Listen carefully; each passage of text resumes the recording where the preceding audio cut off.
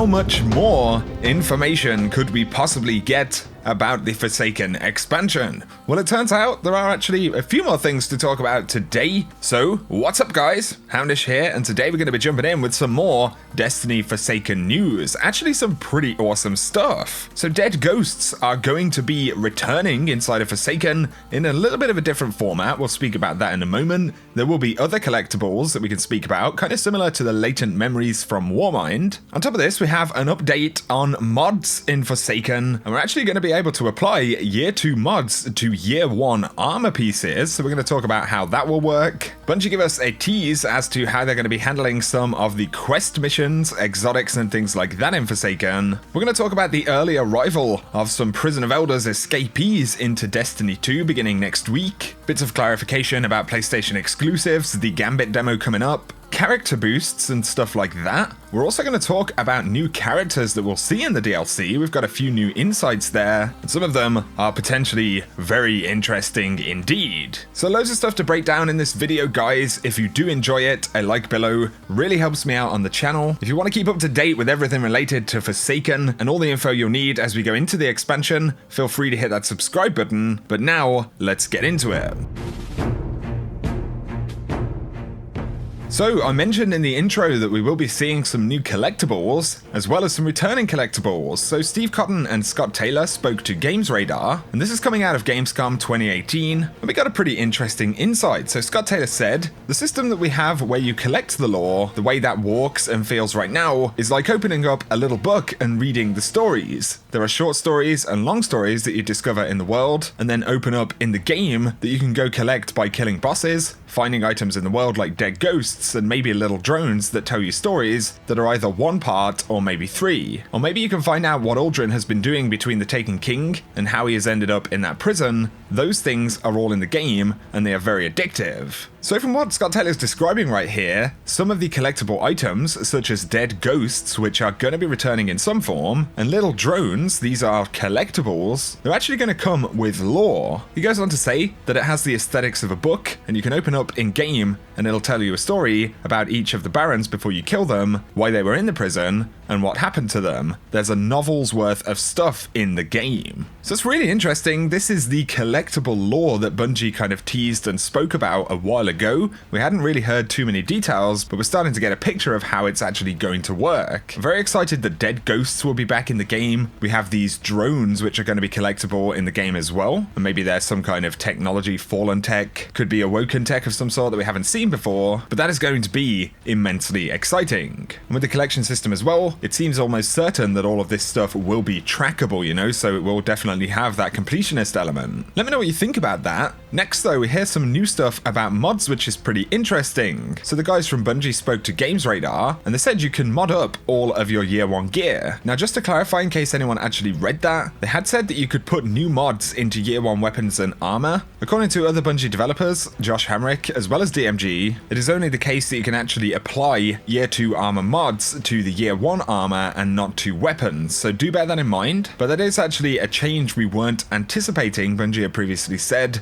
year 2 stuff goes on year 2 stuff, and that's it. So the one benefit, of course, is that if you have a full set of Solstice gear right now, maybe some year 1 stuff that you really want to use, you can benefit from the new mods that will actually come into the game. That is exclusively for armor, like I said, but of course you won't have the other new additional perks and random rolls that we see on armor pieces as well. So the year 1 gear definitely will still be more redundant, but if you really want to use it, it definitely allows it to become a bit more relevant with this mod system, so that's pretty good. I'd rather have that than nothing for sure. I'll be curious to hear what you guys think below. But aren't those juicy exotic quests, missions, and secrets super exciting? Well, Games Radar actually spoke to Bungie about this, and Scott Taylor, on the subject of Whisper of the Worm, said one of the properties of Whisper of the Worm that's most interesting is that people didn't know it was coming. And so I will kind of answer your question in that yes, that is something we're interested in, and yes, you will see more things like that, but that's as much as I feel super comfortable saying because of that property of surprise of people showing up and saying, wait, what is that? And Steve Cotton goes on to say another property that is a sign of things to come is the challenge and the mastery that Whisper required. It's not as complicated as the raid, but Whisper was an opportunity for even solo players to go in and get good at something,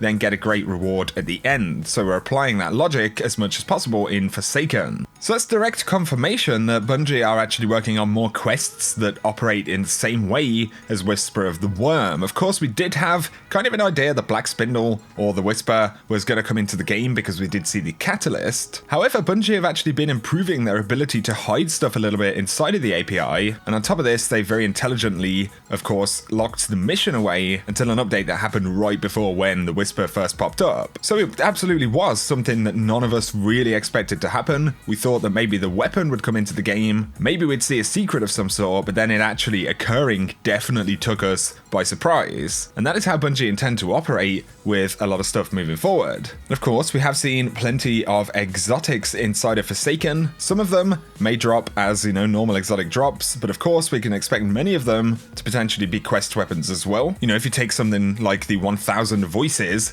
definitely appears to be linked to Zol, obviously is a hive weapon, and for things like this or indeed other pieces of gear, it's likely that we are going to see some pretty cool hidden quests and things actually happen in the game. I really hope to see a kind of timeline of events happening, after launch like we saw in the Taken King. That would be insane. Either way, secrets, hidden exotic quests are absolutely coming back with Forsaken. So let me know your thoughts about that, guys. Your opinion on the Whisper mission, how difficult it is, the kind of time-gated nature of it. I'd love to hear what you think. But here we have some rapid-fire bits of information, clarification, and things to take note of. These actually come from DestinyRoundup.com. Definitely check out that website if you want to keep up to date. Shackle Shotgun over there is absolutely awesome at posting new stuff and keeping in touch with developers and things like that. So we'll take some of these from that website. I will link it down below. But here's a good one. The wanted escapees from the Prison of Elders will roam the open world before September 4th, but they won't drop any rewards. So we had heard about this briefly in This Week at Bungie. After the update on the 28th, we will see various wanted escapees that were in the prison actually roaming on different locations. So it's going to have a bit of that feeling like the pre-DLC events we used to see. You'd see some enemies. You had the thing in House of Walls with all of the kind of various keys, different enemies to take down and chests to open and stuff like that. It doesn't sound like it will quite be like that. It's more that we're going to see the enemies, but maybe Bungie have something hidden. And of course, we do have things like the Gambit trial as well to kind of build hype. They do confirm Lest You Be Judged. That's the achievement for Trials of the Nine. It will be available once Trials returns. But the 28th of August is when Xur will start his randomness. This is when we'll actually stop being able to see him on the map and we'll have to find him out in the wild. The patch note preview from This Week at Bungie was just that, just a preview of the patch notes. There will be a bunch more changes that we'll find out about on Tuesday. Here's a good bit of confirmation. Swords will get an increase to ammo and damage mitigation when guarding in the 2.0 update. So swords will be getting a general buff. That's definitely positive. Hopefully it will be enough. But here's a good one. Borealis should be obtainable in the Fated Engram, as it's not a Forsaken exotic. So, of course, Fated Engrams are not going to be able to produce Forsaken exotics within the first,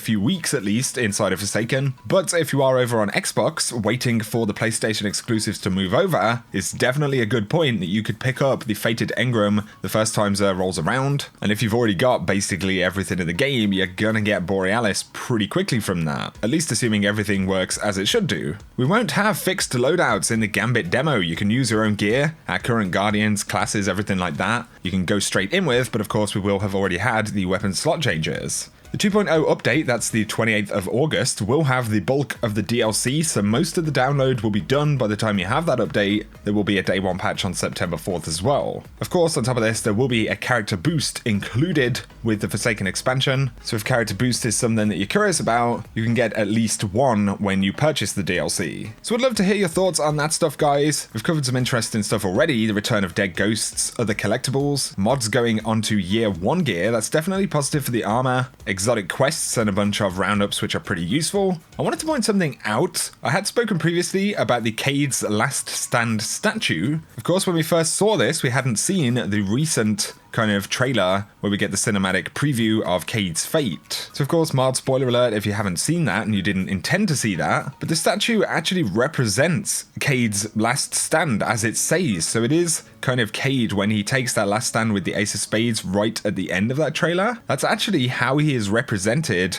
in the statue, which is pretty interesting. Another thing to note, which I had spoken about, is the fact that according to the data on the website, this statue is actually going to be in-game in the Forsaken expansion. So maybe it's a statue we'll see in the tower. It could be where the Statue of Heroes currently is. But kind of interesting that they actually formed the statue during Cade's last stand. So obviously it is reflective of his defiance and his strength, but it's also kind of dark because, you know, it was his last moment. There are a bunch of Forsaken playing cards that have some kind of lore and random facts about some characters and things like that. One that I think is really interesting to take a look at would be the Spider. Classified as a fallen kingpin, records indicate that the operative known as the Spider holds power over the Tangled Shore through a vast network of smuggling crews and black market gun running. The Awoken have classified him as an ally, though every Vanguard effort to make contact has gone dark. So that's interesting. A little bit of backstory about this Spider. There's one for the Drifter, which is very interesting. So race human,